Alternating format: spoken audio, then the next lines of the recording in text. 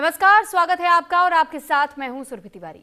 Middle east में एक बार फिर से महायुद्ध काले बादल गहराने लगे हैं और जंग के आसार फिर नजर आने लगे हैं। महायुद्ध की आशंका इसलिए क्योंकि इस्लामाबाद में होने वाले शांति वार्ता के दूसरे राउंड से पहले अमेरिकी राष्ट्रपति ट्रंप ने ईरान पर सबसे बड़े हमले की धमकी दी। ट्रंप ने सोशल मीडिया पर पोस्ट कर लिखा कि अगर ईरान ने अमेरिका की शर्तों को नहीं माना, यूरेनियम नहीं सौंपा, न्यूक्लियर प्रोग्राम को नहीं छोड़ा तो इस बार सबसे बड़ा हमला करेंगे। ईरान के पावर प्लांट और पुल को निशाना बनाएंगे। ट्रंप की इस धमकी पर ईरान ने भी दो टूक जवाब दिया। ईरान के सेना प्रमुख ने साफ कर दिया है कि अगर अमेरिका ने हमला किया तो मुंह तोड़ जवाब मिलेगा। अमेरिका के आगे ना झुके थे, ना ही आगे झुकेंगे। अब सवाल ये, अगर बातचीत से समाधान नहीं निकला तो महाजंग का दूसरा राउंड शुरू होगा क्या? ईरान ने यूरेनियम नहीं सौंपा तो क्या अमेरिका फिर हमला करेगा? आज इसी मुद्दे पर होगी बात, लेकिन इससे पहले एक रिपोर्ट आपको दिखाते हैं।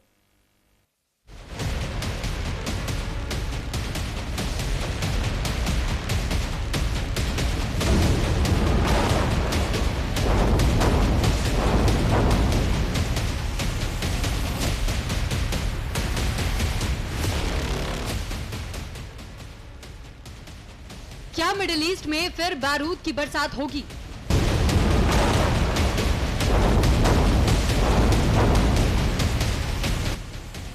क्या अब की बार ईरान में सबसे खतरनाक तबाही होगी?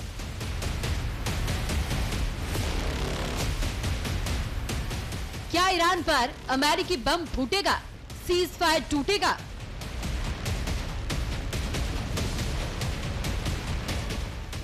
क्या मिडिल ईस्ट में तबाही का नया चैप्टर खुलेगा?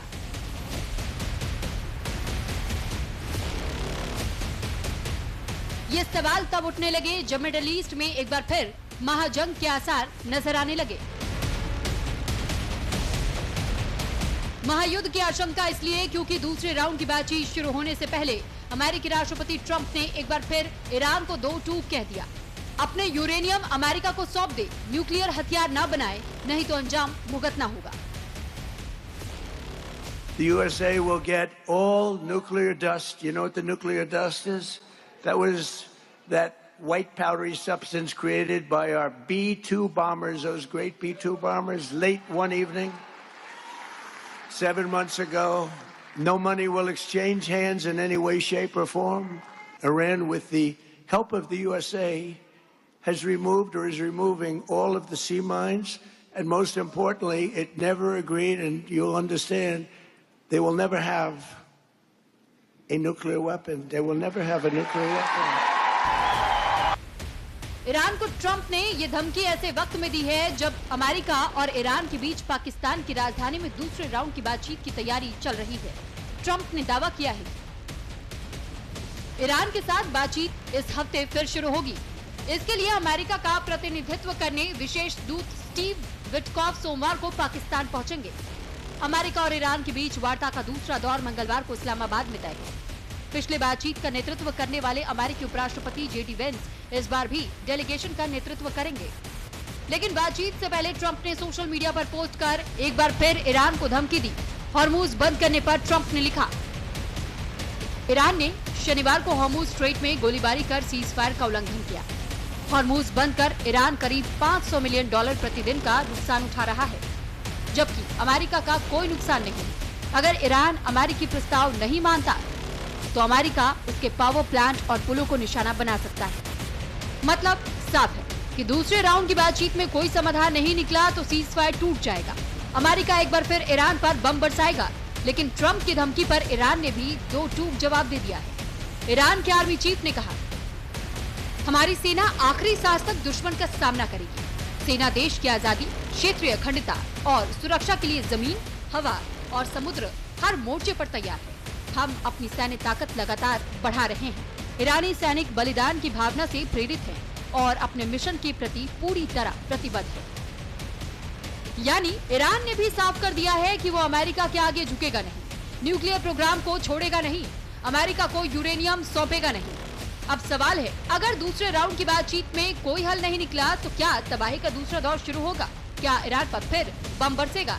क्या दुनिया फिर तबाही की तस्वीरें देखेगी? Bureau report, news India.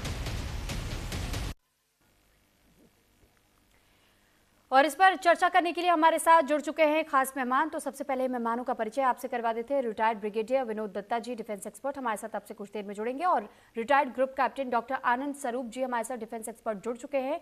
Doctor Ajitabh जी, विदेश मामलों के जानकार, हमारे साथ जुड़ चुके हैं। सोहेल काजमी जी, वरिष्ठ पत्रकार, हमारे साथ जुड़ चुके हैं। आप सभी का बहुत स्वागत है। तो सबसे पहले एक एक करके हम मेहमानों का रुख कर लेते हैं। और इस वक्त मैं आनंद स्वरूप जी, मैं आपका रुख करना चाहूंगी। सर, जब ये स्थिति हम देख रहे हैं कि परमाणु को लेकर के अब ये रात ठन चुकी है, ट्रंप ये दावा पहले तक तो कर रहे थे कि भाई ईरान ने हमारी सारी शर्तें मान ली है, वो अपने न्यूक्लियर इस पावर को रोकने के लिए 20 साल तक के लिए तैयार हो चुका है, वो सौंपने के लिए भी तैयार हो गया। इसके बाद ईरान ने खारिज कर दिया, फिर स्टेटमेंट में बदलाव आया।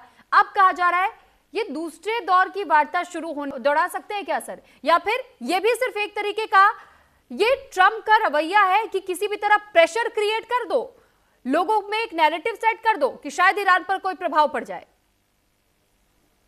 सुरभि जी नमस्कार। आपने बिल्कुल सही बोला, ये ट्रंप का एक तरीके का प्रेशर टैक्टिक्स है कि ये एक तरीके से पूरा फेस क्रिएट कर दे कि हाँ अभी ईरान हमारे साथ बात करने को तैयार है, ताकि उनकी जो लोकल सपोर्ट है और जो मिड टर्म उनके आने वाले हैं उसके लिए उनके पॉजिटिव एक फिगर क्रिएट हो जाए।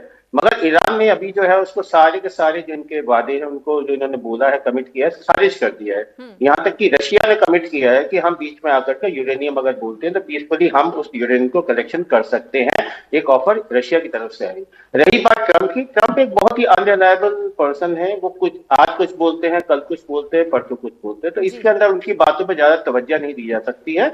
और ट्रंप की तरफ से कह दीजिए साइकोलॉजिकल वॉरफेयर ही चल रहा है। और ईरान ने उनके सारे के सारे जो शर्तें हैं उनको मानने से अभी कोई अपनी तरफ से कोई पॉजिटिव आउटपुट तो दिया नहीं है। अभी रिसेंट जो ईरान का स्टेटमेंट आया है कि अगर ये ब्लॉकेड यूएसए की तरफ से रहेगा तो हो सकता है उनका डेलीगेशन पाकिस्तान जाएगा ही नहीं। ये रिसेंट के डेवलपमेंट है।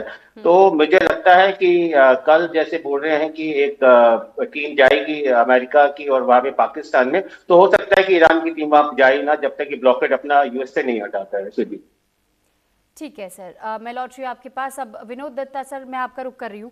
सर, जो सवाल इस वक्त जहन में घूमता है कि सर जब ये बात हुई थी कि ठीक है हमने कुछ शर्तें रखी, आपने कुछ शर्तें रखी, दोनों तरफ से बातचीत हो जाए, पीस टॉक का कोई सॉल्यूशन निकल जाए, इस्लामाबाद टॉक्स फेल हो गया, उसके बाद दूसरे राउंड की बातचीत की बात कही जा रही है। लेकिन ट्रंप जिस तरीके से बार बार सर अपने ही बयानों में उलटफेर कर रहे हैं, तो सर ईरान के लिए भी तो बहुत मुश्किल हो जा रहा है कि वो भरोसा करे तो करे कैसे? आप किसी के न्यूक्लियर पावर को पूरी तरीके से डिस्ट्रॉय करने की बात कह दे, उस पर रोक लगाने की बात कह दे, इतना आसान हो जाता है क्या सर? जबकि बार बार आपके ही कुछ अधिकारियों की ओर से एक रिपोर्ट तक जारी करते हुए कहा गया कि जिस चीज का डर था, खतरा था, वो ईरान के इस न्यूक्लियर पावर प्लांट से दिखाई नहीं देता है। हाँ बिल्कुल, आपने ठीक कहा। देखिए, ईरान ने हमेशा पिछली साल का युद्ध हो या वैसे हो, हमेशा एक बड़ी दूरदर्शिता का परिचय दिया है।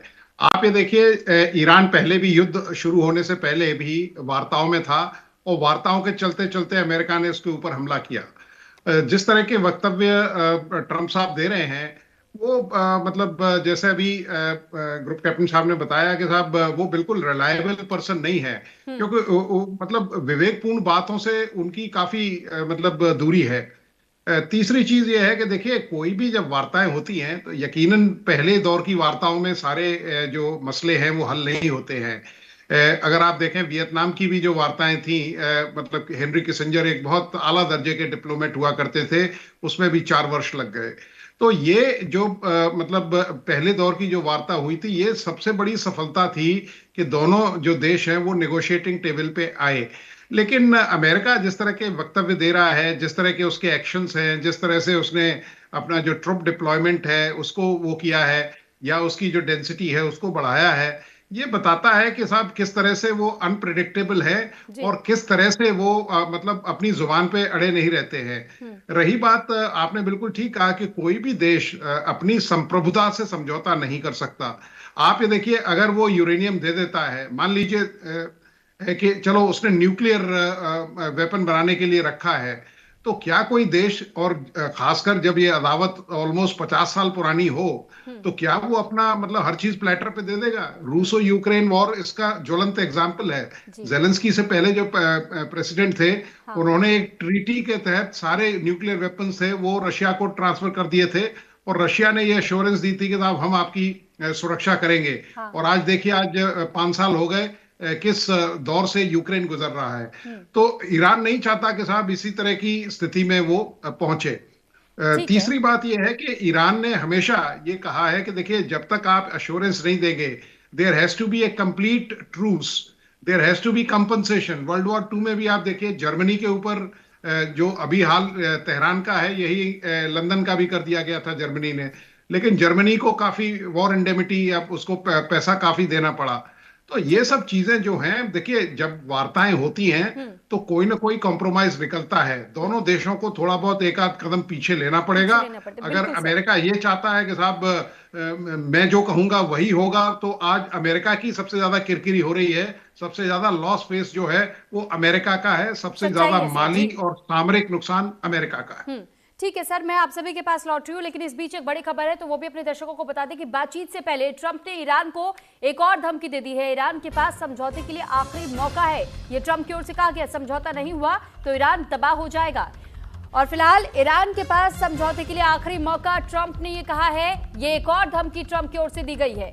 अब एक बार फिर हम मेहमानों का रुख करेंगे। और अजिताभ सर, अब ये समझना सर, मैं आपसे भी चाहूंगी कि सर जो बार बार ट्रंप ये कहते हैं कि डील करो या तो तबाही होगी, सर ये वाली पॉलिसी और ईरान का हम कभी झुकेंगे नहीं वाला ये एटीट्यूड, सर ये कब तक, किस आधार पर ये आगे इसी तरह बढ़ता रहेगा? क्योंकि ट्रंप तो बार बार ये कहते हैं ये आखिरी धमकी, आखिरी धमकी, आखिरी धमकी है। अब तो ईरान ने भी उन्हें कैजुअल लेना शुरू कर दिया है। वो भी यही कह रहे हैं कि ठीक है कोई बात नहीं, वो एआई वीडियोस रिलीज कर करके मॉक करने का काम कर रहे हैं ट्रंप को। देखिए सुरभि जी, आपने बिल्कुल सही कहा, ट्रंप की अपनी एक सीमा है जी, और उसके बीच में ही उनको काम करना है। जैसे हमारे को पैनलिस्ट ने बिल्कुल सही कहा कि ये इलेक्शन का भी वक्त है, अमेरिका में भी और इजराइल में भी। तो निश्चित रूप से डोमेस्टिक इश्यूज और डोमेस्टिक ऑडियंस को एड्रेस करना भी उनकी मजबूरी है। और ये वॉर रेटोरिक जो है और इस तरह की बड़ी बड़ी बातें करना और एक तरह से कह लीजिए डिंग हाँकना जो हम कहते हैं, वो चलता रहेगा। लेकिन इसके बीच में पॉजिटिव ये है कि बातचीत फिर से शुरू हो रही है, जिसके पूरे आसार दिख रहे हैं। ये एक बहुत ही महत्वपूर्ण और पॉजिटिव डेवलपमेंट में मानूंगा, क्योंकि जिस तरह से दुनिया में आर्थिक संकट और ऊर्जा संकट व्याप्त है, उसका निवारण इसी से हो सकता है। डायलॉग, डिप्लोमेसी शुरू से हर कोई कह रहा है, जितने भी एक्सपर्ट करें, क्योंकि वॉर किसी भी समस्या का समाधान नहीं है। और अमेरिका या राष्ट्रपति ट्रंप कितनी भी कहते हैं ना कनपट्टी पे वो बंदूक तान के, वो अब गया जमाना, वैसा नहीं हो सकता। ईरान ने भी ये प्रूव कर दिया है कि अभी भी उसकी ताकत बची हुई है। सबसे बड़ी बात, जो हॉर्मुज को उसने हथियार बना लिया, वो उसकी सबसे बड़ी ताकत है। इसके अलावा जो अभी न्यूयॉर्क टाइम्स की लेटेस्ट जो रिपोर्ट आई है, वो तो कह रहा है कि 60% उसके अभी भी मिसाइल लॉन्चर की कैपेसिटी बची हुई है। ये जो सीज फायर है, ये उसको रीइंफोर्समेंट और रीग्रुपिंग में भी उसको हेल्प किया। दूसरी तरफ 40% उसके ड्रोन्स की जो कैपेबिलिटीज हैं, जो अटैक के ड्रोन्स हैं, वो भी उसका बचा हुआ है। तो ईरान अभी भी संघर्ष करने की स्थिति में है, अमेरिका को ये पता है। तो इसीलिए एक तरफ वो देखिए पूरा ट्रूप का जुमावरा, इस तरह से लगभग 50,000 60,000 ट्रूप्स अमेरिका की ऑलरेडी उस एरिया में आए हुए हैं। कई एयरक्राफ्ट जो युद्धपोत कहते हैं, तीसरा भी आने वाला है, पहुंच रहा है। तो इस तरह से ईरान को घेरने की पूरी तैयारी है। लेकिन वो मुझे लगता है एक मनोवैज्ञानिक दबाव देके, चाहे वो रेटोरिक से हो, चाहे वो डिफेंस से हो, चाहे वो डिप्लॉयमेंट से हो, दूसरी तरफ बातचीत के लिए वो आ भी रहे हैं। तो मुझे लगता है कि कुछ संभावना दिख रही है। ठीक है, अब ऐसे में एक सवाल मैं सोहेल काजमी सर आपसे भी ये पूछना चाहूंगी कि सर जब हम ये देख रहे हैं कि ईरान इस सिचुएशन में है कि ठीक है अगर आप हमला करोगे तो हम भी मुंह तोड़ जवाब देंगे, वो बार बार स्ट्रेट ऑफ हॉर्मुज का इस्तेमाल कर रहा है ब्लॉकेड के लिए, लेकिन उस ब्लॉकेड पर भी ब्लॉकेड करने की बात ट्रंप ने की और फिर हमने देखा कि किस तरीके की स्थिति बनी है। लेकिन ये ग्लोबल इम्पैक्ट जो इसका पड़ रहा है, ऐसे में हम ये देख रहे हैं कि न केवल भारत लेकिन अलग अलग देशों में भी बहुत बुरी तरीके से इसका असर हुआ है सर। और ऑयल प्राइसेस हाइक हो रहे हैं, जीडीपी फॉल हो रही है, ग्रोथ रेट, यहां तक कि आईएमएफ की ओर से अमेरिका की ग्रोथ रेट को लेकर भी यह दावा किया गया जो 3.5 समथिंग था, ऐसे में यह दावा किया जा रहा है कि वो अब घट करके लगभग 2 कुछ पर रह गई है। तो सर ये एक बड़ा अंतर अमेरिका के लिए भी हो रहा है। तो ऐसी स्थिति में सर ये अगर जंग और खिंचती है लंबी, तो नुकसान सबसे ज्यादा किसका हम देख रहे हैं? सर ऑडियो म्यूट है सर, अनम्यूट कर लीजिएगा। सुरभि जी, पहले तो गुड इवनिंग आपको भी और मेरे जितने को पैनलिस्ट हैं सबको गुड इवनिंग। दूसरा ये है, आपने देखा होगा जो गरजते हैं वो बरसते नहीं हैं और जो बरसते हैं वो गरजते नहीं हैं। तो ट्रंप साहब जो है वो सिर्फ गरज ही रहे हैं, बरस कम रहे।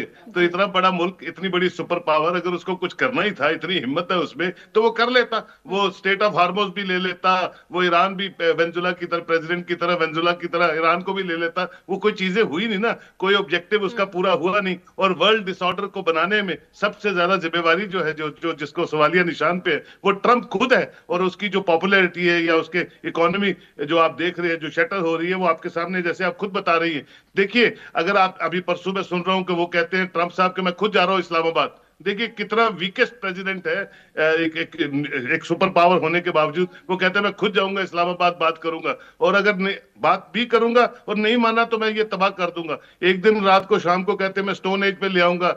देखिए ऐसी बातें इतनी बड़ी ताकतवर मुल्क का एक सदर जब करता है तो लगता है कि वो बुखलाया हुआ है, उसकी जमीन खिसकी हुई है और उसकी जो तरीकाकार है काम करने का, जो भी उसके पॉलिसी मेकर्स है उसको ठीक तरह एडवाइस नहीं दे रहे। क्या उनकी तरीकाकार है मुझे तो उसकी पता नहीं है। लेकिन अभी भी देखिए, हम ऑप्टिमिस्टिक हैं, पूरा वर्ल्ड ऑप्टिमिस्टिक है कि जनाब बातचीत इसीलिए होती है कि कोई ना कोई सोल्यूशन निकले। और वो बातचीत जो है दोबारा शुरू हो रही है। बिल्कुल ठीक कहा सर ने कि 2 बार होती है, 3 बार होती है, कभी 5 बार भी बातचीत होती है, घरों में भी होती है, समाज में भी होती है। तो ये तो 2 मुल्कों के बीच में है और 2 मुल्कों के साथ कितने मुल्क इन्वॉल्व है इसमें।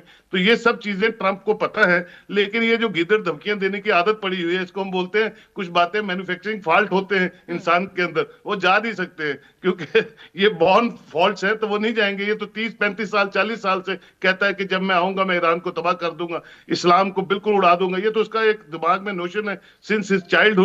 तो वो ऐसी बातें करता रहता है। और दूसरी बात जो इंपॉर्टेंट है, जब हम टॉक्स पे जाते हैं और इतनी सीरियस इश्यूज पे हम टॉक्स पे जाएंगे तो एजेंडास को इतना ओपनली नहीं बोलना चाहिए। ठीक है, आप अपने जो पॉइंट्स है वो लेके जाइए, उनके पॉइंट्स भी आएंगे और जब डिस्कशन होगी, बातचीत होगी। और मुझे लगता है इस बार ट्रंप बार बार फोन नहीं करेगा अपने वाइस प्रेसिडेंट को, जो उसने पिछली बार किरकिरी की है और जो टॉक्स चलते चलते 11 बार उसने बातचीत की है। मैं समझता हूं पहले टॉक्स से उसको लेसन लेना चाहिए। Talks means talks on serious issues. और देखिए वो तो न्यूक्लियर इनरिचमेंट करने की बात तो पहले ही नहीं मान रहा है ईरान। वो तो जिनीवा में भी माना हुआ था कि हम नहीं करेंगे, हम नहीं बनेंगे। फिर इन्होंने कहा अच्छा आप 20 साल का मुआहदा कीजिए कि 20 साल इनरिचमेंट नहीं होगी, तो उसने कहा नहीं हम 5 साल का करेंगे। जो डे टू डे लौट रही हूं मैं, एक बड़ी खबर बता दे पहले दर्शकों को, फिर मैं आपके पास लौट रही हूं। ईरान के राष्ट्रपति मसूद पेजेश्कियान का बड़ा बयान सामने आया। हम युद्ध नहीं चाहते, आत्मरक्षा में कदम उठा रहे हैं, हमने किसी देश पर हमला नहीं किया, ये पेजेश्कियान की ओर से कहा गया। हम सिर्फ वैध तरीके से अपनी रक्षा कर रहे हैं।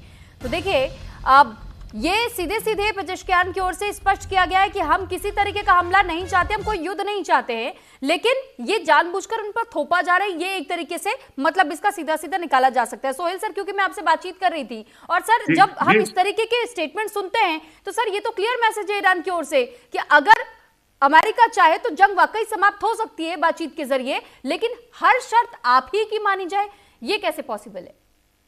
बिल्कुल सुरभि जी, हमें तो सलाम करना चाहिए ईरान जैसे छोटे मुल्क को। और देखिए वो किसी भी तरह से अमेरिका के सामने खड़ा नहीं हो सकता, लेकिन वो खड़ा है अपने वजूद को लेके, अपने कल्चर हेरिटेज को लेके, और वो रिटेलिएट करता है अपने आप को बचाने के लिए। हर इंसान करता है, हर मुल्क करता है, तो ईरान भी कर रहा है। मैं समझता हूँ Iran is moving more maturely than America. ये सब चीजें अमेरिका की तरफ से होनी चाहिए थी। अगर उसको अपनी साख को मेंटेन करना है, ग्लोबल लीडर बन के रहना है, ग्लोबल सुपर पावर रहना है, तो वो तो ईरान कर रहा है। और पूरा दुनिया जो है ईरान के साथ इसलिए सिंपैथेटिकल वे में कहिए या जियोपॉलिटिक्स के हिसाब से कहिए कि वो तो बिल्कुल ठीक कह रहे हैं। भैया आप उन पे थोपते हो हर चीज, और अभी बातचीत शुरू नहीं हो रही, आप एजेंडा भी दे देते हो। अगर ये नहीं होगा तो शाम को हम ये कर देंगे, शाम को नहीं होगा तो हम सुबह ये कर देंगे। तो मैंने आपसे कहा कि ईरान बहुत अच्छी तरह से उनकी जो भी फॉरेन पॉलिसी है, जिस तरह से भी उनका रखरखाव है, they are moving in a very right way, and that's the way to tell the world that civilised लोग जो होते हैं वो इस तरह से बात करते हैं, और अनसिविलाइज्ड लोग जो होते हैं, चाहे वो प्रेसिडेंट ऑफ अमेरिका क्यों ना हो जाए, उसका बिहेवियर ये है। तो ये भी आज चर्चा का विषय है पूरी दुनिया में कि जनाब ये भी चीजें मैटर करती हैं और अमेरिका को इससे सीखना चाहिए। मुझे लगता है फिर भी हम ऑप्टिमिस्टिक रहते हैं कि जनाब बातचीत होगी, बातचीत में कुछ ना कुछ पेशरफ्त आगे आएगी। इस वक्त जो सबसे इंपॉर्टेंट जिसकी साथ जो है लगी है उस पे दाव पे, वो अमेरिका है। ईरान तो मरने के लिए तैयार है, वो तो 79 से ही इस्लामिक रेवोल्यूशन के बाद वो जानते हैं कि अमेरिका सुबह अटैक करेगा, शाम को करेगा, तो उनको फर्क नहीं पड़ता है। फर्क पड़ता है पूरी जियो पॉलिटिक्स को हिलाने में अमेरिका डिमिनिश हो जाएगा, कमजोर हो जाएगा, हो भी चुका है, और उनको आगे अपना आने वाला वक्त जो है संभालना मुश्किल हो जाएगा। ठीक है, लौटूंगे मैं आपके पास। वही आनंद स्वरूप सर, एक सवाल अब ये भी है कि जब बार बार इस तरीके की स्थिति बन जा रही है कि पीस टॉक होगा, लेकिन उसके बाद से फिर हम देखते हैं कि ट्रंप ये कहते हैं कि मैं खुद चला जाऊंगा। पहले उन्होंने जेडी वेंस को भेजा, अब ट्रंप को क्या अपने खुद के अधिकारियों पर भी भरोसा नहीं रह गया है क्या? क्योंकि हम ये देख रहे हैं कि ट्रंप खुद से कोई प्लान तो तैयार नहीं कर पा रहे। उन्होंने एंट्री तो इस युद्ध में ले ली, लेकिन अब वो इसे बैकआउट कैसे करें, अपने कदम कैसे पीछे खींचे कि भाई उनकी किरकिरी ना हो। राष्ट्रपति रहते हुए जिस तरीके का बिना किसी प्लानिंग के वो ऐसी युद्ध की उन्होंने शुरुआत कर दी, अब तो फंस चुके हैं और एक नैरेटिव सेट करने की कोशिश अपनी जनता के सामने करें, लेकिन कब तक सर? जनता मूर्ख थोड़ी है। शिल्पी जी, आपने बिल्कुल सही बोला। ट्रंप की छटपटाहट जो है वो साफ दिख रही है। अब की इस वॉर को 40 दिन के लगभग हो गए, उसके बाद भी ईरान, जैसे कादरी साहब ने बोला कि वो बिल्कुल झुकने को तैयार नहीं है। ना तो उसने अटैक किया, मगर वो अपनी सेल्फ डिफेंस के लिए तो करेंगे। और पेजेश्कियान साहब ने बोल भी दिया है कि हमने किसी पे वॉर नहीं थोपा है। तो देखिए कि 40 दिन के वॉर के बाद में अमेरिका के जो वॉर रिजर्व्स हैं वो बिल्कुल डिप्लीट हो गए हैं। हार्ड बैटरीज हैं, उसका कह रहे हैं 90% के लगभग जो है मिसाइल इंटरसेप्टर्स खत्म हो गए हैं, पैट्रियट के 75%। तो इस वॉर रिजर्व्स के खत्म होने से अमेरिका की स्थिति वैसे ही बहुत डावाडोल हो चुकी है। पिछले साल पूरे 11 मिसाइल भी बनी थी थार्ड की। तो इसके अंदर देखिए कि इतनी मिसाइल्स के डिप्लीशन होने के बाद में अमेरिका की खुद की स्थिति सामरिक रूप से ही बहुत कमजोर हो चुकी है। दूसरों को सपोर्ट देने की बजाय वो अपने आप को ही बचा ले। अगर वॉर कंटिन्यू होता है तो वो बहुत बड़ी बात है। और in the mean time global आप देख रहे हैं सिनेरियो बिल्कुल चेंज हो रहा है। 40 कंट्रीज ने मिल करके अपनी एक अलग अपोजिशन क्रिएट कर ली है, जिसके अंदर इंडिया भी है और नेटो कुछ कंट्रीज भी आ गए हैं। उस पर डिसीजन भी हो रहा है कि ये इन दोनों की आपसी लड़ाई के चलते ग्लोबल कंट्रीज, जो सारी वर्ल्ड की कंट्रीज है, वो उसका क्यों नुकसान भरपाई कर रहे हैं। तो एक तरीके से देखिए ट्रंप जो है एग्जिट रूट मिल नहीं पा रहा ईरान की तरफ से, पहली बात। दूसरी बात, ईरान की मिसाइल अपनी फैसिलिटीज या ड्रोन फैसिलिटीज अभी भी अराउंड 40 से 50% की बची हुई है, जैसे कि रिपोर्ट्स आ रही हैं। और अगर उनकी इतनी बची हुई हैं तो अमेरिका के पास इंटरसेप्टर तो है नहीं। इसराइल के इंटरसेप्टर्स काफी हद तक जो आयरन डोम है उसको इन्होंने क्लस्टर बॉम्बिंग से काफी डिप्लीट कर दिया है। तो अगर इस वॉर को कंटिन्यू करते हैं तो अमेरिका के लिए ही नुकसान होगा, अमेरिका के अलाइज के लिए नुकसान होगा। और अब तो ये कहिए कि ईरान एक कह लीजिए कि मजबूत स्थिति में आ गया है अमेरिका के मुकाबले, और वो बार बार अपनी कंडीशंस को मनवाने की कोशिश कर रहे हैं। मगर अमेरिका जो उनकी एक छवि है पूरे वर्ल्ड में, उसको बचाने के लिए धमकी वाले जो बयान है, इनका कुछ खास असर तो हो नहीं रहा है। अब नहीं होने की वजह से ट्रंप की छटपटाहट जो बढ़ती जा रही है। इसलिए अब उनका जो लेटेस्ट स्टेटमेंट आया है कि मैं खुद चला जाऊंगा पाकिस्तान में जाकर पीस टॉक्स के अंदर। और रिसेंट अगर आप स्टेटमेंट देखें तो करंट में आ रही है कि ईरान ने बोला जब तक नाकाबंदी हटाएंगे अमेरिका ऑलमोस्ट तब तक हो सकता है कि हमारा डेडिकेशन जाए ना। तो अब रिवर्स साइकोलॉजी इसके अंदर चालू हो चुकी है ईरान की तरफ से, और ईरान जो है अपने टर्म्स एंड कंडीशन पे अमेरिका ले करके आ जाएगा, क्योंकि उसके वॉर रिजर्व अभी भी बचे हुए हैं। डिप्लीटेड जो है वो अमेरिका के हैं, साथ अमेरिका की पट्टे पे लगी हुई है। उसके जो एलाइज है अपना मिडिल ईस्ट में सारे पीड़ित हैं कि अमेरिका ने जो हमें सपोर्ट किया था वो अब हमारे पास वो सपोर्ट है नहीं। दूसरी बात, ईरान जो है अपना न्यूक्लियर अगर दे देता है, जैसे कि बताया दत्ता सर ने भी कि अगर वो दे देता यूक्रेन के जैसे, तो उनका कितना नुकसान होगा। आज ही कंट्री को देखिए, नॉर्थ कोरिया है, वो ओपन चैलेंज करता है। क्यों? क्योंकि अमेरिका उस पर क्यों नहीं अटैक कर रहा है। अब कितनी बार आपस में ऐसा हुआ कि सिचुएशन आई कि नॉर्थ कोरिया के ऊपर अमेरिका का प्रेशर क्रिएट किया गया, मगर वो न्यूक्लियर कंट्री होने की वजह से होल्ड कर पाया। और अगर ईरान आज अपना कह लीजिए कि एटलीस्ट यूरेनियम अगर देने के लिए मान जाता है, तो कल की इसकी क्या गारंटी है कि ट्रंप फिर दोबारा उस कंट्री को जो थ्रेट परसेप्शन, जो मेजर थ्रेट परसेप्शन खत्म हो जाएगी तो अटैक नहीं करेंगे। क्योंकि इसके लिए एश्योरेंस देने के लिए, जैसे ईरान ने बोला था कि मुझे चीन और रशिया को लाया जाए, दो बड़ी पावर्स है जो साथ में खड़ी हो, ताकि वो और गारंटीज लें इस चीज के लिए कि अमेरिका अब आगे कुछ और हरकतें नहीं करेगा। तो जब तक विश्व की बड़ी ताकत इन्वॉल्व नहीं होती है, मेरा ख्याल से ईरान जो कर रहा है अपने आप को बचाने के लिए और इस युद्ध के अंदर खड़े रहने की जो उसने ताकत या समझ दिखाई है, वो अमेरिका को बहुत पीछे छोड़ दिया है। और ट्रंप साहब के लिए उनके जो मागा सपोर्टर्स हैं, हो सकता है कि नवंबर के अंदर ज्यादा उनकी सपोर्ट, वैसे भी रेटिंग इस वक्त जो है ट्रंप साहब की 40% से नीचे आ गई है। जो ऑयल प्राइस पर गैलन से $4 से ऊपर जा चुका है अमेरिका के अंदर। एक तरीके से कह लीजिए उनकी जो लोकल पॉपुलेशन है वो इम्पैक्ट होनी शुरू हो गई है, और उसकी वजह से ट्रंप की पॉपुलैरिटी गिर रही है, इसके चटपटा बढ़ रही है। ठीक है सर, लौटती हूँ मैं आपके पास, लेकिन इस बीच एक और बड़ी खबर है कि ईरान और अमेरिका बातचीत पर सस्पेंस अभी भी जारी है। इस्लामाबाद में होने वाली वार्ता को लेकर के ईरान का बयान सामने आया, नाकाबंदी अगर नहीं हटाई गई तो बातचीत नहीं होगी। तो फिलहाल ईरान अपने पूरे कड़े तेवर में है और ईरान की ओर से बार बार ये कहा जा रहा है कि अगर, इस बीच ये बड़ी खबर है, बड़ा अपडेट है, नूर खान एयरबेस पर सुरक्षा के कड़े इंतजाम भी किए गए हैं क्योंकि कुछ अमेरिकी कार्गो फ्लाइट्स को भी देखा गया है, वहां स्पॉट किया गया है। तो 2 अमेरिकी एयरक्राफ्ट पाकिस्तान में लैंड हुए हैं, ये बड़ी खबर है इस वक्त की। और ये जानकारी आपको दे दें कि देखिए, नूर खान एयरबेस पर लैंड हुए हैं ये दोनों अमेरिकी विमान। तो पाकिस्तान के नूर खान एयर बेस पर ये लैंडिंग हुई है। ये वही कार्गो फ्लाइट जो इस वक्त हम आपको जिसकी जानकारी दे रहे थे, बताया ये जा रहा है कि इस्लामाबाद में होने वाली वार्ता को लेकर के जहां एक तरफ ईरान का बयान सामने आया, दूसरी तरफ ये तस्वीर सामने आई। तो हम आपको ये दोनों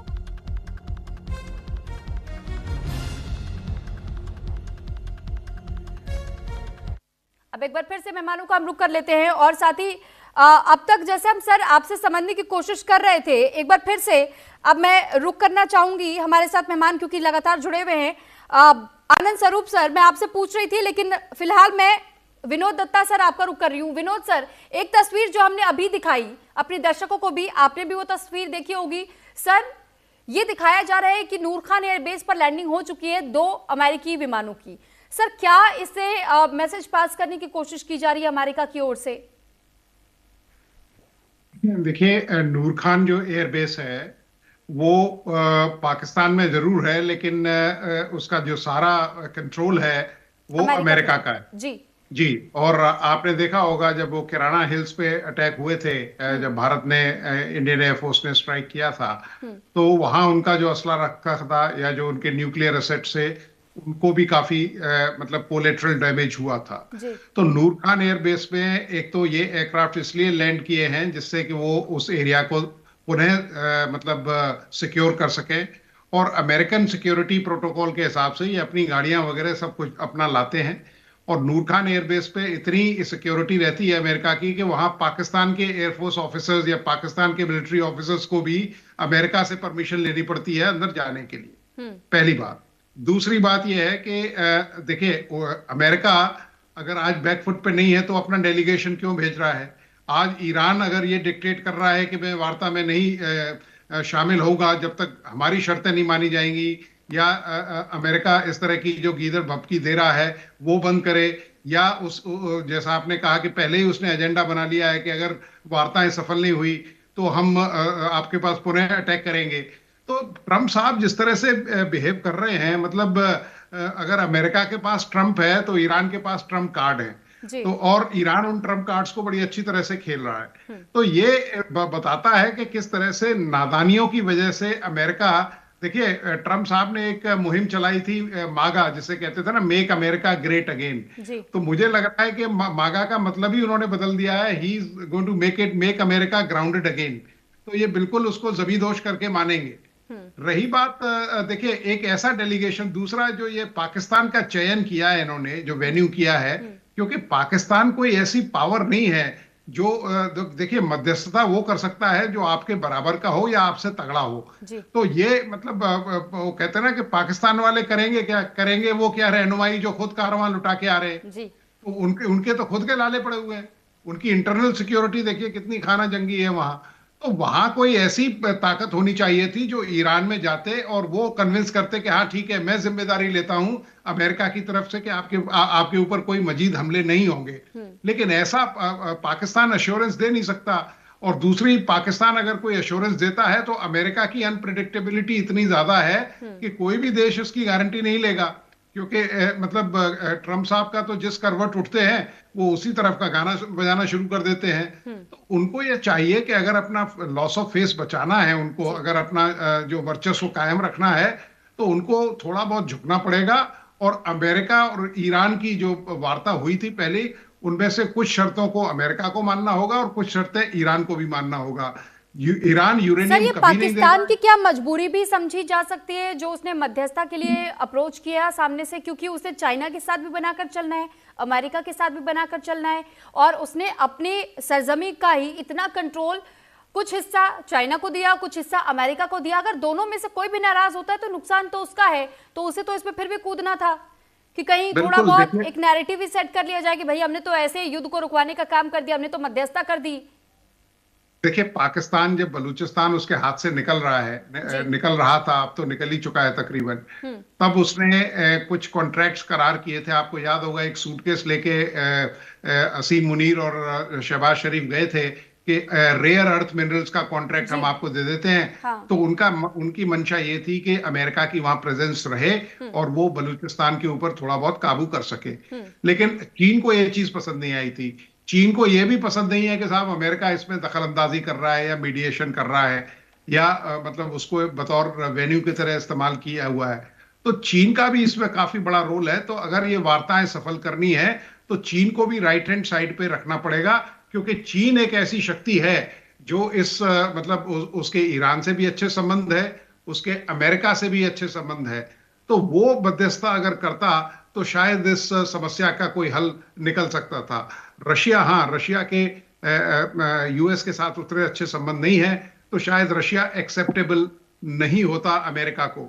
तो मेरे हिसाब से चाइना एक ऐसी शक्ति थी जो इस युद्ध को खत्म कर सकती थी और मतलब पूरे मिडिल ईस्ट में एक शांति का माहौल बनाया जा सकता था। आज जैसे अजिताभ साहब ने बताया कि साहब क्या ऑब्जेक्टिव अचीव किए, आनंद स्वरूप साहब ने भी बताया कि अमेरिका ने ऑब्जेक्टिव क्या अचीव किए। दूसरी चीज होती है कॉन्फ्लिक्ट शुरू करना। कॉन्फ्लिक्ट शुरू करना बड़ा आसान होता है। आपने देखा ऑपरेशन सिंदूर में कैसे भारत ने एकदम कॉन्फ्लिक्ट एंड की। जब हमारे टर्मिनल ऑब्जेक्टिव्स अचीव हो गए, हमारे जो मरकज थे दहशतगर्दी के वो खत्म कर दिए गए और पाकिस्तान को एक मैसेज दे दिया गया, तो इंडिया ने एकदम कॉन्फ्लिक्ट को खत्म किया। क्योंकि conflict termination is also art of war, जो शायद अमेरिका को नहीं पता है। अमेरिका केवल आग लगाना जानता है। अमेरिका को इस बात का इल्म नहीं है कि देखिए आग लगाना बड़ा आसान है, लेकिन उनको इस बात का इल्म नहीं है कि अगर हवा ने रुख बदला तो वो भी जलेंगे। ठीक है, अब मैं रुक कर लेती हूँ विदेश मामलों के जानकार डॉक्टर अजिताभ सर का। सर, जिस तरीके से हम एक सिचुएशन और देख रहे हैं, एक नैरेटिव सेट करने की कोशिश सोशल मीडिया के जरिए भी की जा रही है। ट्रंप बार बार ये जताने की और बताने की कोशिश अपने लोगों को कर रहे हैं कि भाई ये जंग हम जीत रहे हैं। वो तो अनाउंस भी कर चुके हैं कि ये जंग हम जीत गए। लेकिन जब सर इस जंग में वाकई कोई जीता या हारा ही नहीं, तो आप अपने आप को जीता हुआ कैसे बता सकते हैं? क्योंकि हारा हुआ स्वीकार तो ईरान अपने आप को कर ही नहीं रहा है। वो तो अभी भी कह रहा है कि हम झुकने को तैयार नहीं है। दूसरी तरफ हम ये देख रहे हैं सर कि इस वक्त जो स्टेटमेंट्स वो देते हैं कि जेडी वेंस नहीं जाएंगे, फिर कहते हैं कि नहीं जेडी वेंस जाएंगे। सर, आप अपनी बात को लेकर कि पीस टॉक में भी हम देखते हैं सर कि आप अचानक अपने बयान स्टेटमेंट्स बदलते हैं। तो ऐसे में ना तो मध्यस्थता करने वाला देश आप पे भरोसा कर पा रहा है, ना ही बाकी देश जो आप पर नजरें गड़ाए बैठे हैं, और ना ही वो देश जिसके साथ आप जंग में इस वक्त खड़े हैं। इजराइल कैसे, आप इजराइल को कैसे समझाएंगे? आप पीस टॉक करके आ जाए तो इजराइल को कैसे समझा देंगे? देखिए सुरभि जी, पहले तो जो पाकिस्तान की आपने बात की, और ट्रंप साहब कंफ्लिक्टिंग स्टेटमेंट देने के लिए तो मशहूर है, लेकिन पाकिस्तान की क्रेडिबिलिटी पे भी एक क्वेश्चन मार्क है। जिस तरह से ट्रंप ने कहा कि जेडी वेंस को सिक्योरिटी का खतरा है पाकिस्तान में, इस्लामाबाद में, ये एक दिखाता है कि लैक ऑफ जो कहना विश्वसनीयता की कमी पाकिस्तान पे अमेरिका की, वो अभी भी बरकरार है।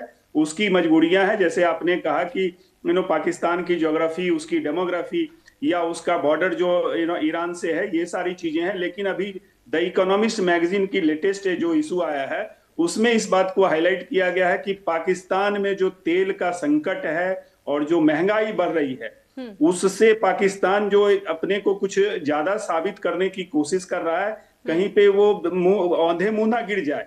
ये इकोनॉमिस्ट ने इस चीज को हाईलाइट किया है, क्योंकि जितनी हड़बड़ी पाकिस्तान दिखा रहा है और अंदर से वो पूरा खोखला है, तो ये दिक्कत है। और उसमें अभी जेडी वेंस जाएंगे या नहीं जाएंगे, और उसमें ट्रंप ने खुद लिखा है कि सिक्योरिटी रीजन से वो शायद नहीं जाएं।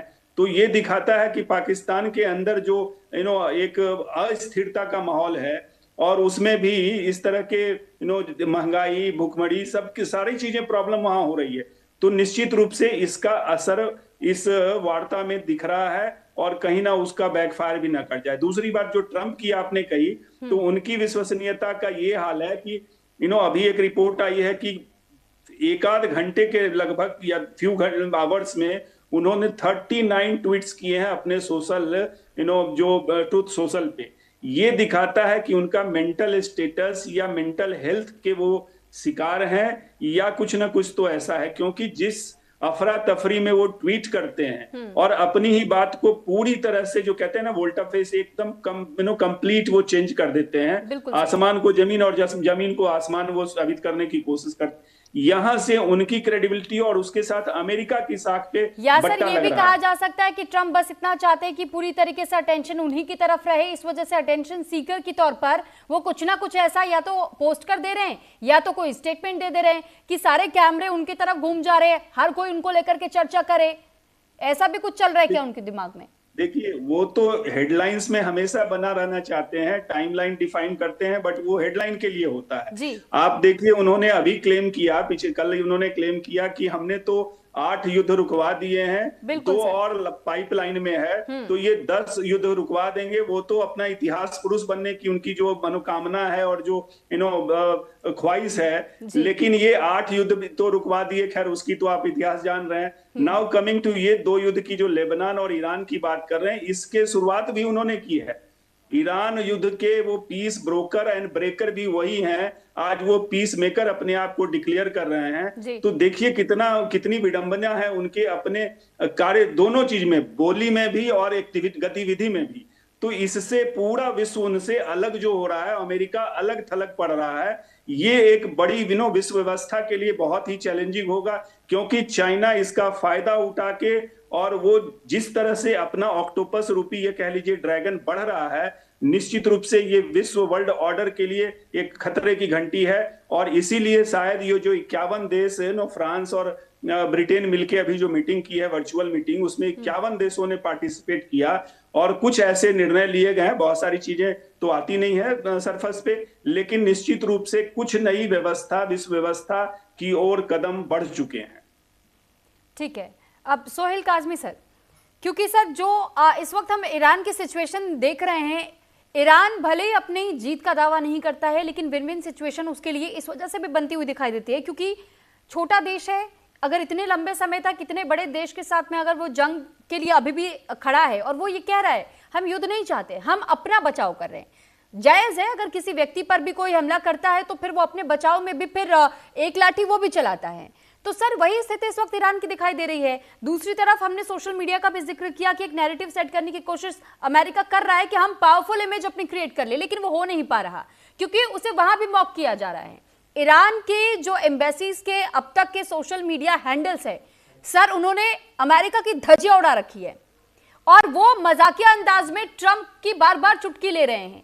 ट्रंप क्या इससे भी तिल मिलाए हुए दिखाई दे रहे हैं क्या, कि वो कुछ भी स्टेटमेंट तुरंत सोशल ट्रूथ पे पोस्ट कर रहे हैं, वो एक्स पर पोस्ट कर रहे हैं कि ये कर देंगे, फिर होता कुछ नहीं है। देखिए सुरभि जी, ऐसा सदन पहले आपने कभी देखा है? देखिए जहां वो बातचीत करने जा रहे हैं, जिसकी तरफ आपने इशारा किया, एयरबेस उनका, वो जहां लैंड हो रहे हैं जहाज जो आपने 2 दिखाए वो भी उनके, उन जहाजों में सिक्योरिटी की गाड़ियां भी उनकी। देखिए समोसा पकौड़ा भी एक जहाज में होगा जो वहां खिलाएंगे सबको, वो भी उनका। जो पाकिस्तान को मीडिएशन के पैसे देने हैं वो भी अमेरिका ने देने हैं। तो देख लीजिए उसका बिहेवियर देखिए ना। और फिर जो जितनी बात, कितनी शहबाज शरीफ ने कौन से कपड़े पहने ये भी अमेरिका बताएगा, वर्दी कहाँ आसिम मुनीर पहनी और कहां नहीं पहनी है ये भी अमेरिका डिक्टेट करेगा। तो आप देख लीजिए ना हाल। देखिए एक रिलीजियस प्रीचर है, पॉप जिसको बोलते हैं अमेरिका में। हर मुल्क में जब भी कोई ऐसी परिस्थितियां बनती हैं तो हमेशा रिलीजियस स्कॉलर्स को बोला जाता है कि दुआ कीजिए कि मुल्क में सब अमन अमान वापस आए, चाहे वो हिंदू हो, मुसलमान हो, यहूदी हो या क्रिश्चियन हो। लेकिन वो देख लीजिए इतना स्ट्रॉन्ग इंसान जिसको ट्रंप बोलते हैं, वो पॉप से ही झगड़ना शुरू हो गया। वो कह रहा है कि भाई युद्ध रुकना चाहिए, अमन प्रिवेल करना चाहिए, वो उसके पीछे पड़ गया, पॉप के पीछे। तो आप समझ सकते हैं कि इसका मानसिक संतुलन जो है वो कैसे हिला हुआ है। लेकिन ठीक है, उसको इससे सेटिस्फेक्शन मिलती है। और अगर वो सेटिस्फेक्शन, क्या पता बातचीत से पहले ही बोल दे कि हाँ सारी शर्तें ईरान मान गया, जैसे वो बोलता है, और सुबह फिर मुकर जाए कि हाँ भाई हमने फिर युद्ध कर देना है। तो ये सब चीजें अनप्रेडिक्टेबल है और इसमें जो डैमेज हो रहा है वो अमेरिका खुद हो रहा है। पाकिस्तान को छोड़िए, उनको तो डेली वेजर लोग हैं, उनको दिहाड़ी पेशा जो मिल जाए बिस्मिल्लाह, नहीं तो शेख अब्दुल्ला, ऐसे लोग हैं, ऐसा मुल्क है पाकिस्तान। तो उनसे उनको सीरियसली नहीं ले सकते। लेकिन जिस तरह के तरीका का अमेरिका कर रहा है, मैं समझता हूं उसके फ्यूचर के लिए आगे की जो रणनीति है दुनिया की, जो जियो पॉलिटिक्स बदलना शुरू हो चुकी है, मतलब ये मत सोचिए कि बदलेगी नहीं, 100% पूरी जियो पॉलिटिक्स बदलेगी। पॉलिटिकल नरेशंस पूरी दुनिया की बदल दी इस वॉर ने, और उसका सबसे ज्यादा नुकसान जो है अमेरिका को होगा, आने वाली इलेक्शंस पे होगा। आने वाले जितने सदर होंगे उनको 10 साल लग जाएंगे। देखिए ईरान का इंफ्रास्ट्रक्चर टूट गया, तबाह हो गया, उसको बन जाएगी, इमारतें बन जाती है, पुल बन जाते हैं, क्योंकि जज्बाती लोग हैं। और वहां ईरान के लोग, पूरी आवाम जो है 9 करोड़ कुछ लाख, वो सब इस जंग के लिए मरने के लिए तैयार है। अमेरिका में जो उसके अपने सोल्जर्स हैं, मैं समझता हूँ आधे वो जंग नहीं लड़ना चाहते हैं, जिस तरह का ट्रंप का बिहेवियर है और जिस तरह से वो मुल्क को लीड कर रहे हैं। तो ये डिफरेंस है ईरान की लड़ने की तरीकाकार में और अमेरिका के तरीकाकार में। हम दुआ करते हैं कि सब चीजें सामान्य हो, ठीक हो, बस जहाज में बैठे और वहीं से ट्वीट कर दे कि हाँ भाई हाँ मैंने जीत लिया, ये हो गया, अमन अमान प्रवेल कर गया। लेकिन तरीकाकार उसको बदलना पड़ेगा। लेकिन हम उम्मीद नहीं है, क्योंकि जैसा इंसान होता है उसको आप बदल नहीं सकते हैं, लेकिन पॉजिटिव चीजें प्रिवेल करें, इसके लिए हम सबको दुआ करनी चाहिए। ठीक है। अब आनंद सर, सर जिस तरीके से ट्रंप ये कह रहे हैं कि भाई हम ठीक है बातचीत कर लेंगे, बातचीत के लिए आप टेबल तैयार कीजिए, लेकिन ईरान तो सीधे सीधे ये कह रहा है कि बातचीत तो तब शुरू होगी ना जब आप ब्लॉकेड हटाएंगे। ब्लॉकेड हटाएंगे नहीं तो हम नेगोशिएट भी नहीं करेंगे। ईरान अपनी जिद पर अड़ा हुआ है। क्या यहां पर भी ये कोशिश की जा रही है कि जो ट्रंप एक नैरेटिव देने की कोशिश करे कि चलो ठीक है, देखिए हम तो पीस की बात कर रहे हैं, हम इस जंग को आगे नहीं ले जाने की कोशिश कर रहे, ईरान जबरदस्ती इस जंग को ड्रैग करने की कोशिश कर रहा है, लेकिन ब्लॉकेड की बात आती है तो ट्रंप इस पर कुछ कहते नहीं है, ब्लॉकेड वो हटाते नहीं है। सर बातचीत कैसे होगी फिर, पीस टॉक कैसे संभव है? देखिए ट्रंप की अपनी एक मजबूरी है, उन्होंने एक चीज को स्टार्ट तो कर दिया, जैसे काजमी साहब ने बोला, एक वॉर, जबकि शांति वार्ता अच्छी खासी चल रही थी, बीच में वॉर डिक्लेयर कर दिया। तो कह लीजिए कि ट्रंप के जो अपने एडवाइजर्स थे, उन्होंने मादुरो को 3 जनवरी को जब उठाया है वेनेजुएला में, तो इनको लगा कि हम ऐसे ही वॉर जीत जाएंगे, और स्टार्टिंग में इन्होंने 4 से 5 या 6 दिन के लिए बोला वॉर चलेगी, और वॉर 40 दिन के बाद में ट्रंप की हालत इतनी खराब हो गई है, इतना चटपटा रहे हैं, वो खुद कह रहे हैं कि मैं जाऊंगा पीस टॉक्स के लिए, पहली बार। दूसरी बात, अगर वो वायरस को वहां पे बीच में आके सिक्योरिटी रीजन से नहीं जाएंगे, तो हंसने वाली बात यह है कि इंटरनेट में बहुत बढ़िया थ्योरी चली, जेडी वायरस कर्ज थ्योरी, जिसका अगर ये माना जा रहा है कि वैल्स जहाँ पे भी जाते हैं, जैसे हंगरी में गए तो वहां के प्रीमियर हार गए, एक फुटबॉल की ट्रॉफी ले रहे तो हाथ लगा तो वो टूट गई। दूसरा था कि इनके जो खूब ब्रदर थे वो सिसिलिटी के अंदर बहुत बुरी तरीके से हार गए।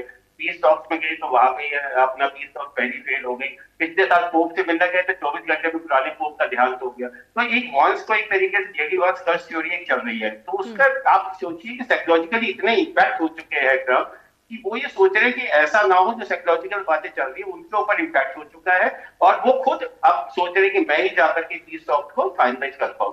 पहली बात, किसी को भी अगर शांति लानी है तो ट्रंप को ये समझना पड़ेगा, ग्राउंड स्थिति को समझना पड़ेगा, वास्तविकता से अपने आप को दूर कराना पड़ेगा कि अब वो अमेरिका की वो हालत नहीं है कि वो कमांड कर पाए, वो प्रेशराइज कर पाए, वो एक तरीके से पुश कर पाए ईरान को। उसने सब कुछ करके देख लिया है। आप ये देखिए कि 12,500 एयर स्ट्राइक्स करने के बाद भी एक देश खड़ा होकर के कह रहा है कि नहीं, हम इस वॉर को अपने टर्म्स पे ही आप आइए और हमारे साथ बैठ करके अब हमारे टर्म्स पे कम से कम हमारी बात मानी जाए, और तब हम पीस टॉक के अंदर ज्वाइन करेंगे। तो अमेरिका ने अपनी माइट थी पूरी लगा दिया। अब उनकी बैटरीज जो है थार की हैं, पैट्रियट की हैं, सब डाउन हो चुकी हैं। उनके पास 85% उनका असला खत्म हो चुका है। और ईरान का मैंने बहुत पहले बताया था कि 80,000 तो शाही ड्रोन इनके पास थे, और 400 ड्रोन की इनकी डेली प्रोडक्शन लाइन की फैक्ट्री थी। तो उसको अभी कंपनसेट कर दिया अमेरिका, चाइना की तरफ से 16 जो थे Y-20 जो बड़े बिग बॉम्बर्स थे वो आए थे, उन्होंने इनको मिसाइल्स के लिए केमिकल्स दे दिए गए हैं, और इनकी प्रोडक्शन कह लीजिए ये जो पीस वार्ता के दिन मिले उसके अंदर प्रोडक्शन लाइन फिर एक्टिवेट हो गई। तो मिसाइल्स की कैपेबिलिटी अमेरिका भी जानता है इस वक्त ईरान के पास में है। तो अमेरिका को, ट्रंप को झुकना पड़ेगा। अगर वो झुकते नहीं है तो रियलिटी से बहुत दूर चल रहे हैं। ईरान इस टॉक्स के अंदर, जैसे अभी लेटेस्ट नैरेटिव आया कि ईरान ने बोला जब तक आप ब्लॉकेड खत्म नहीं करेंगे तब तक हम भी टॉक्स के लिए नहीं आएंगे। तो ईरान का एक तरीके से कब्जा तो अपना है। अभी रिसेंट में हाउथीज ने भी रेड सी के अंदर खोल देगा, मोर्चा खोल देंगे। तो अब अमेरिका के पास फेस सेविंग के लिए कुछ वो एग्जिट प्लान चाह रहे हैं, मगर जो सुप्रीमेसी, जो इन्होंने अपना अधिकारी गण दिखाते थे कि हम इस विश्व को चलाने वाले हैं, वो छवि तो धूमिल हो चुकी है, इनकी रेटिंग डाउन आ चुकी है। ईरान ने एक तरीके से पूरे विश्व के लिए बहुत अच्छा एक कह दीजिए कि एक चीज कर दी है कि पिछले साल से टैरिफ के नाम से लेकर वॉर के नाम से इंटरनेशनल हायरार्की जो क्रिएट कर रखी है ट्रंप ने, उसको एक तरीके से इन्होंने आईना दिखा दिया है। ठीक है सर, लॉटरी में आपके पास विनोद दत्ता सर क्योंकि जब हम ये सिचुएशन में देख रहे हैं, इसराइल की भी हम बात करते हैं, हमने देखा कि कैसे पहले जब पीस टॉक हुई और कुछ दिनों का सीज फायर लागू हुआ, उस दौरान भी इसराइल शांत नहीं बैठा। उसने लेबनान पर लगातार हमले करने शुरू कर दिए। उसके बाद भी ईरान ने ये कहा कि हमारी जब पहली ही डील हो गई थी, सीज फायर होगा तो इस आधार पर होगा कि जो हमारे साथ एलाइज खड़े हैं आप उन पर भी अटैक नहीं करेंगे। आपने ये क्यों किया? उसके बाद फिर स्ट्रेट ऑफ हॉर्मुज को ब्लॉक करने की बात कह दी ईरान ने। इस बात पर चिढ़ गए ट्रंप। अब सर आप अपने तरफ से इजराइल को तो मना नहीं पा रहे, लेकिन आप चाहते हैं कि आपकी हर बात ईरान शांतिपूर्वक मान ले। ईरान ने आपसे कहा कि आप नेगोशिएट कर दीजिए, जितना हमारा अब तक नुकसान हुआ है उसकी भरपाई कर दीजिए। आपने उसके लिए मना कर दिया। आपने न्यूक्लियर पावर बनने से उसको रोकने की कोशिश की। सर पहले से इतने सैंक्शन इंपोज आपने कर रखे हैं ईरान पर, तो सर ईरान तो अपनी सुरक्षा करने के लिए लड़ाई जारी रखेगा ना? बिल्कुल। देखिए, जो भी देश इस तरह से वजूद में आते हैं या जिन्होंने इतना जुझारूपन देखा है, तो वो एक ऐसे तब के मतलब मेटल जो कहते हैं ना कि प्योरिटी उनमें आ जाती है। ईरान भी उनमें से एक एग्जाम्पल है। इजराइल की भी कोई सानी नहीं है। रही बात इजराइल, देखिए इस सीज फायर से इजराइल कभी अमेरिका से तवक्को नहीं रखता था, ना इत्तेफाक रखता था। और इजराइल ने अपनी कड़ी प्रतिक्रिया भी जाहिर की थी कि साहब आप इसे युद्ध को न रोकें और इसको अपने टर्मिनल ऑब्जेक्टिव तक ले जाएं, क्योंकि इजराइल को मालूम है कि ईरान की जो रीच है वो अमेरिका तक नहीं है, उसकी मेनलैंड तक नहीं है, लेकिन इजराइल उसकी जद में आता है। और अगर इन देशों ने ईरान के ऊपर मजीद कोई इस तरह के प्रेशर डाले तो ये जो संवर्धित जो यूरेनियम रखा है वो कोई दिवाली पे या ईद पे पटाखे चलाने के लिए तो है नहीं, तो उनसे वो इस तरह का मतलब वेपन 10 से 12 वेपन वो तैयार कर सकते हैं, और अगर उसका कोई शिकार होगा तो वो इजराइल होगा। दूसरी बात, नेतन्याहू साहब ये नहीं चाहते हैं कि साहब ये मिडिल ईस्ट में या वेस्ट एशिया में कोई शांति रहे, क्योंकि उन्हें मालूम है कि जिस दिन शांति युद्ध खत्म हो गया वो सबसे पहले अपदस्थ किए जाएंगे, उनके खिलाफ कार्रवाई, कानूनी कार्रवाई होगी और हो सकता है उनको जेल भी जाना पड़े।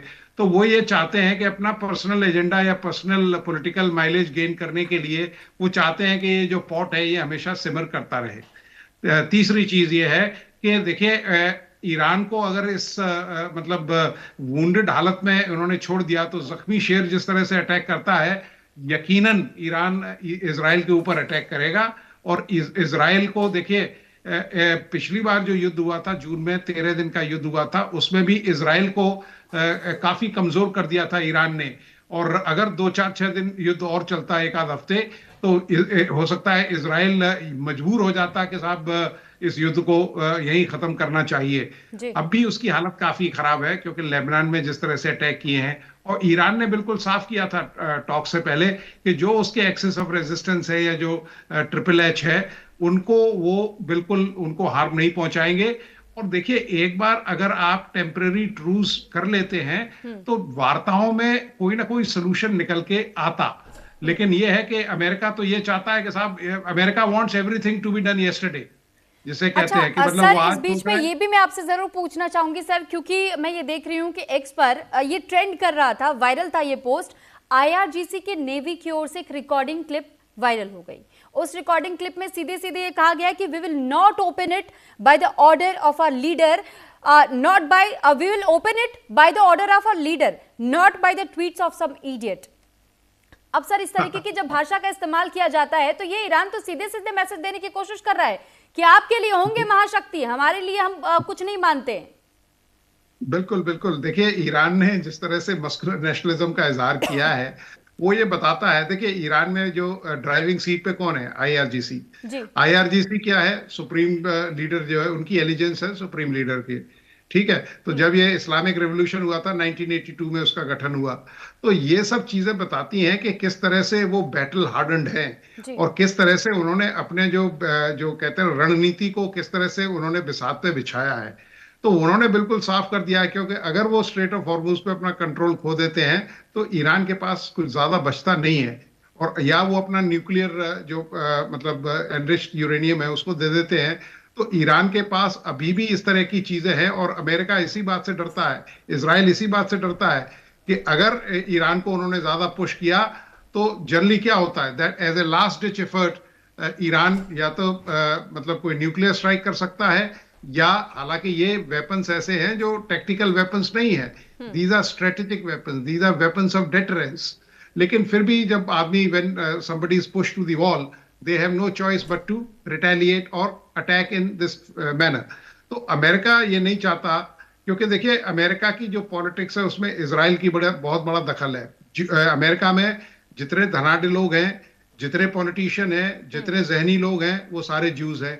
और यहाँ करीब 85 से 90 लाख हैं इजराइल में, और वहाँ करीब 73 लाख हैं। और वो वहाँ की जो सियासत है या इकोनॉमी को चलाते हैं।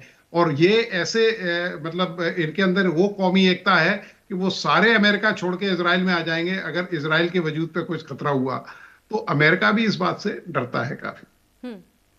ठीक है। अब सोहेल सर, ये सवाल आपसे इसलिए भी पूछना मैं थोड़ा सा ज़रूरी समझ रही हूँ सर, क्योंकि थोड़ा शायद आप बारीकी से ईरान को ऐसे भी समझ पाएँ, क्योंकि सर हम ये देख रहे हैं कि ईरान के लोगों में वहाँ की सरकार के खिलाफ गुस्सा था, लेकिन इसके बावजूद हमने ये देखा कि कैसे जैसे ही ये कहा गया ट्रंप की ओर से कि हम उस पूरे ईरान को खत्म कर देंगे, पूरे ईरान का सफाया कर देंगे, सभ्यता का अंत कर देंगे, और फिर ह्यूमन चेन बनाने की बात जब कही गई ईरान की ओर से, सर वही लोग उसी सरकार के एक बार बोलने पर उन्होंने ह्यूमन चेन बनानी शुरू कर दी।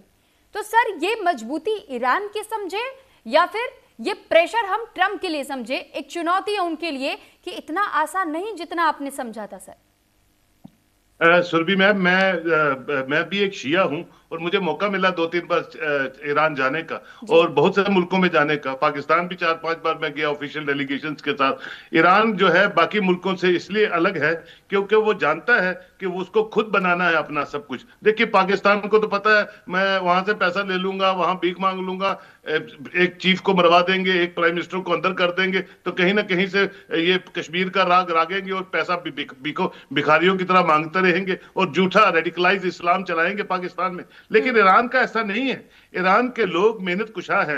ईरान के लोग सुबह अल्लाह के खौफ से डरने वाले लोग हैं। वो सुबह उठते हैं तो अपने करबला के मंजर को अपने डाइनिंग टेबल्स पे डिस्कस करते हैं और शाम को सोते हैं तो अल्लाह का शुक्र करके सोते हैं, क्योंकि वो जानते हैं कि हमें अपना कल्चर, अपनी हेरिटेज, अपनी सभ्यता, अपनी जबान और अपनी रिलीजियस सेंटिमेंट्स आप देखिए वो किस तरह से निभाते हैं। प्रॉब्लम कहां से आ गई कि करबला की जो एक जियारत है इनकी, वहां एक पिलग्रिमेज होती है जो पहले ट्रंप ने सुलेमानी साहब को मारा था, जिसकी जो तादाद है कहते हैं 8-10 करोड़ के करीब, वो 80 किलोमीटर का एक स्ट्रेच है जो रिलीजियस पिलग्रिमेज के लिए शिया हजरात जो है जाते हैं। अब तो सुन्नी लोग भी उसमें शामिल होते हैं और खुशी की बात यह है कि हिंदुस्तान से हमारे बड़े सेलिब्रिटीज जो हिंदू मजहब से वो भी उस जियारत में जाना शुरू हो गए। तो एक थ्रेट जो है अमेरिका को दिखना शुरू होगी कि जनाब एक विसल पे अगर 8 करोड़ 10 करोड़ लोग, जिसकी जो सर्वेलेंस थी वो सुलेमानी साहब करते थे, हेलीकॉप्टर्स के लिए उसको जो है उस ट्रैक को देखा जाता है। कहने का मतलब यह है कि इतनी तहजीब, इतनी अच्छी सभ्यता। वो बोलते जी ईरान की औरतों पे जुल्म है। ईरान की औरतें सब पीएचडी स्कॉलर्स हैं, वो रेस्टोरेंट चलाती हैं, गाड़ियां चलाती हैं, टैक्सी चलाती हैं, इसलिए कि उनका घर और मुल्क। देखिए अगर आपके दिमाग में मुल्क को बनाने का, चाइनीज क्यों आगे है? चाइनीज के दिमाग में एक ही चीज है कि वी आर चाइनीज, हमने अपने मुल्क को बनाना है। तो आज बढ़ रहा है। अभी देखिए वो आगे बढ़ता हुआ मुल्क है, बातें कम करता है, सिर्फ एक्शन ओरिएंटेड है। उसी तरह ईरान है, despite of sanctions, despite of terrorist, despite of recession, उनमें जज्बाती लोग हैं।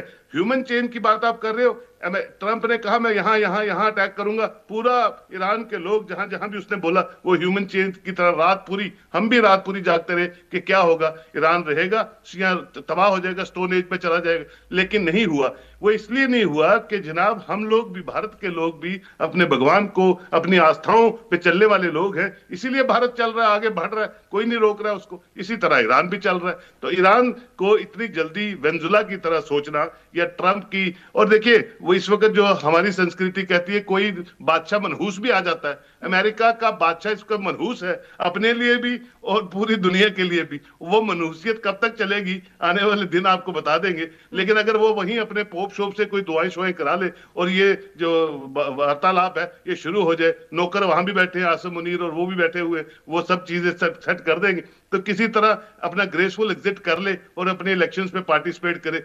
अमेरिका एक आदमी भी ट्रंप को आने वाली जनरेशन में याद करने वाला नहीं रहेगा, ये आप देख लीजिएगा। लेकिन ग्रेसफुल एग्जिट करे, और ग्रेसफुल एग्जिट में उनको भी जिए और जीने दे के स्लोगन पे वो अगर काम करे तो बहुत अच्छा है। नहीं तो ईरान से वो सबक सीखे कि देखिए मजलूम होके, छोटा मुल्क होके, उतना बड़ा ताकतवर ना होके, वो एक तरीकेकार से अपनी जंग को, अपनी बात को रखने की कोशिश कर रहे हैं। ठीक है सर, क्योंकि सर समय अब बहुत कम है हमारे पास। आप सभी का बहुत धन्यवाद हमारे साथ जुड़ने के लिए, इस चर्चा का हिस्सा बनने के लिए। और वाकई हमने ये समझने की कोशिश की कि ट्रंप अब अगला दाव चलना कौन सा चाहते हैं, क्योंकि अभी भी उनकी प्लानिंग कोई समझ नहीं पा रहा है। और बड़ा सवाल यही कि ईरान इसका रिस्पॉन्स कैसे करेगा। क्या पीस टॉक की शुरुआत जब दोबारा हुई है, दोबारा ये सफल हो पाएगी या पहले पीस टॉक की तरह विफल हो जाएगी।